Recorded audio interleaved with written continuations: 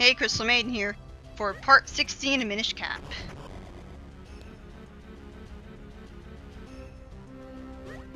I wish it didn't take so long to jump all the way up here. I mean it's a nice gimmick, taking advantage of the Rock's Cape, I guess, but I prefer to be able to just go up a staircase. It kind of gets old and tedious after the first time. You gotta be careful around those fans, because if you try to jump too early, then they'll blow you to the northern side of the wall, or the southern side, and then you'll end up falling into a pit because the momentum that you got in your wings, it won't allow you to reach the floor in time. I think I prefer the way the Rock's Feather controlled to this. Because with this you have a lot of momentum, and so, like, see, you try jumping from a standstill, and then you move forwards, and you barely move forwards at all.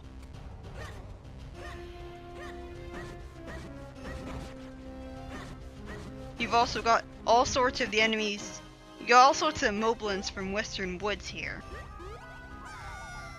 And there's a piece of heart, but we can't get it yet because there's a wall blocking us from getting it.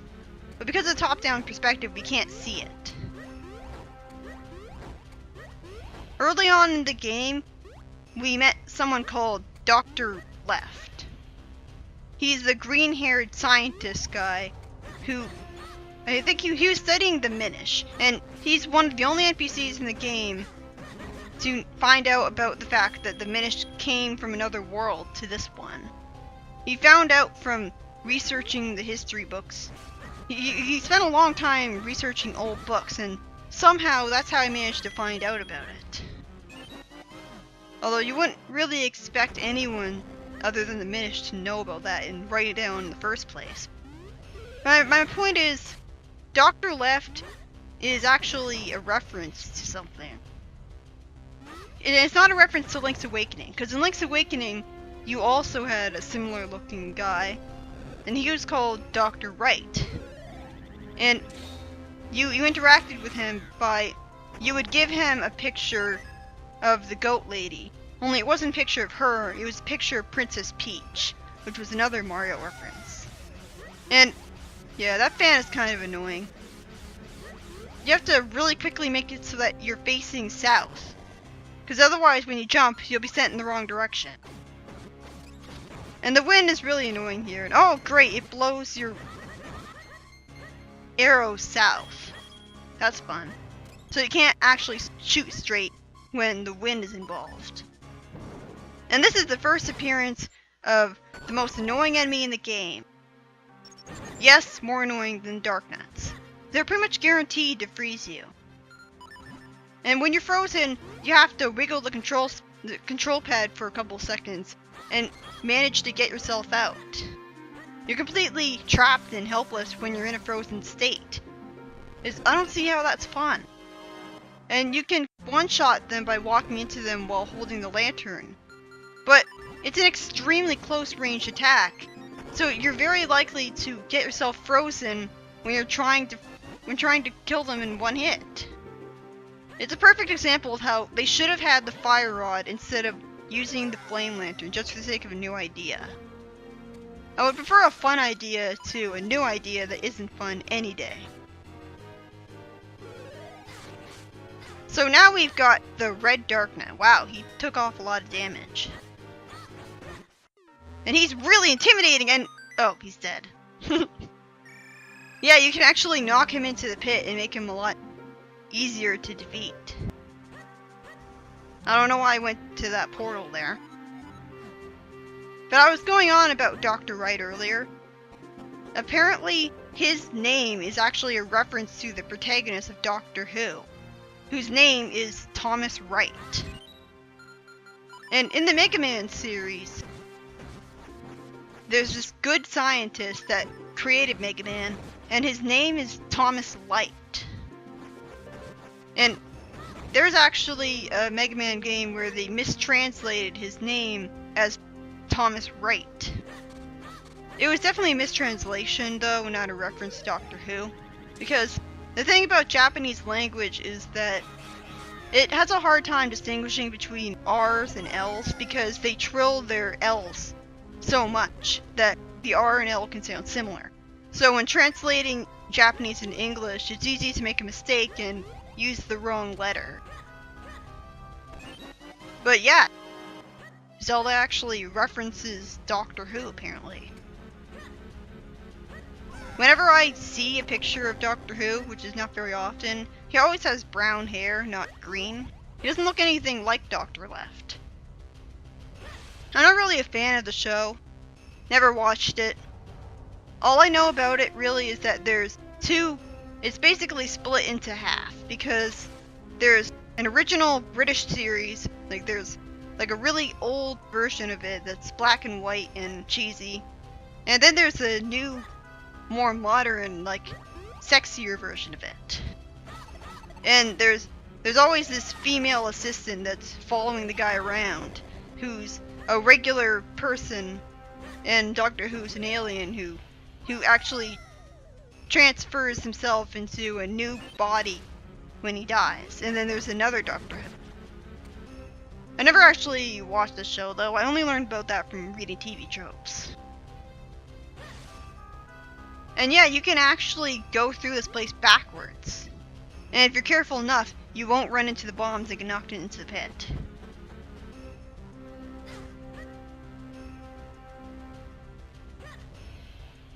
I haven't mentioned it before yet, but you probably noticed how the gambling store owner and the figurine maker look pretty similar. And this is actually because they're supposed to be brothers. I'm not sure whether or not they're twin brothers, but yeah, the gambling store owner, he must be the younger brother because he's the one without any gray hair. And he has a lot more of a grumpy disposition, while the figurine maker is a lot more of a nice guy. And I think he's grumpy because he doesn't like gambling. But if so, then why did he take that job in the first place? Couldn't he get a job that doesn't annoy him? Maybe he has that job because he inherited it from his father and he doesn't really have a choice in the matter. And these guys aren't really that big of a deal if you just stun them and kill them using the boomerang. This is a nitpick, I know, but I hate how long it takes to pull the levers. Like, why can't you just pull it and then it instantly gets activated? Because that's what happened in A Link to the Past. You would pull a lever and it would almost instantly get pulled. Here you have to pull the levers a really long amount. There's no bomb arrows in this game, so that's pretty much the way that you want to do it. Because if you have remote bombs at that point, then you can't make a remote bomb blow up in between the time that it takes. Because you throw a remote bomb and you're still stuck in the throwing animation for a few seconds. And you can't make the remote bomb blow up while you're stuck in that throwing animation. And that's a really huge problem. You'll see what I mean later on. But basically, you can only make them blow up whenever you want at times like that. So you can't throw a remote bomb and then make it blow up while it's being thrown in the air. Keep that in mind for later. This section is kind of annoying. You've got to be really precise so that you don't blow up any of the bombs. Because otherwise they'll knock you into other bombs, and if that switch gets turned on by the bombs, then the door to this area will close and you'll have to do the room again. I'm on the way back from this point, so I don't really care, I just rush. And you can't actually destroy the bombs and not get hit, but you have to attack them from far away. I missed out on a heart piece here. I am going to collect it in this video. But I think it was by this point that I realized, hey, wait a minute, I haven't collected the heart piece. And so that's sort of why I'm going back. That and to get... I hate these guys. Why do these guys have to exist? Aren't the fire whiz ropes annoying enough?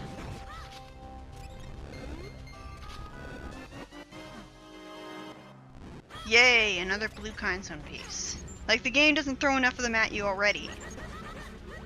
There aren't that many instances where you fuse blue kindstone pieces with people.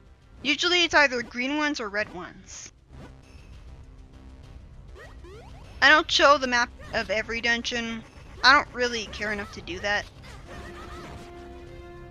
So I don't show off literally everything in my LPs, but that's because if I showed off literally everything, I would have way too much footage, and I'd run out of things to say, and no one would care anyways. So, whatever. I mainly just show off as much interesting stuff as I can. And again, I hate block puzzles because you can't tell just by looking at them what blocks are going to move in what ways. It's completely trial and error, and it's not good design for a puzzle. You have to jump. Here's the point where you can take two different paths. And you want to take the right path first, because that'll lead you to a treasure chest. Because the other path takes you to the big key door. In Link's Awakening, it's been discovered with a Game Shark that the Ocarina, a Guardian Acorn, and the Secret Medicine were intended at one point to be things you can buy in shops. Buying the Guardian Acorn using a Game Shark has no effect, but buying the other items will give you them just fine. Their prices and shopkeeper text were never coded, so you can just buy them for free. So this is a really long dungeon. So it's a good thing that you have a red portal, because the red portal for the first time is not right before the boss. This boss, I cannot imagine fighting this boss without the Great Spin Attack. And again, in order to get the Great Spin Attack, you have to go all the way out of the dungeon after getting the Rock's Cape. So it wasn't just me stalling, I had to do that to make the boss easier. And this is the boss where I pretty much gave up on one-hit running the game, because it is practically impossible for me to one-hit run this guy. I just can't do it, because there's so many different ways you can get hit. Like, this is so cheap. There's so many, your radius, your area is so much bigger when you're split up into 3 links. So it's a lot easier for at least one of you to get hit. And if even one of the links gets hit, then you get sent out of your split into linked form, and then you have to do it all over again. And you're under time pressure to spin attack while standing on top of the eyes. If you don't do it fast enough, then the eyes will disappear, and then you'll have to do it all over again. And this is such a cheap, frustrating boss. Who thought this was a good idea? The only thing I like about it is that you're jumping from boss to boss. And that's it. Why are there so many of these energy balls all over the place? That's not fair. How are you supposed to not get hit by them? And you've got to be really precise about it and stand in exactly the right way on top of the eyes before you spin attack them. Because if you don't attack them in exactly the right way, then they'll close their eyes for a brief second and annoy you. And I think around here was when I gave up on one-hitting this. Because I just can't avoid getting hit there. Just this boss takes such a long time, and it's so cheap that it's impossible to beat it without getting hit at least once. It really did not account for the fact that you lose, that you have to do it all over again if you get hit.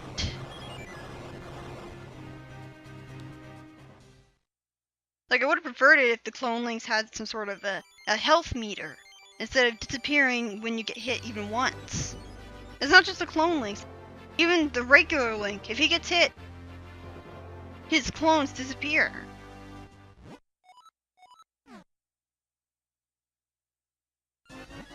And it's a really good thing that there's a green portal there, because I wouldn't have to backtrack all the way over here. So now I can finally fuse kindstones with this guy. I haven't talked about the bakery in Hyrule Town very much.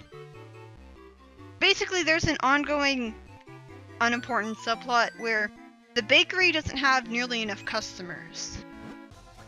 I feel like it's the game lampshading the fact that they never actually bother to make actual customers for the bakery.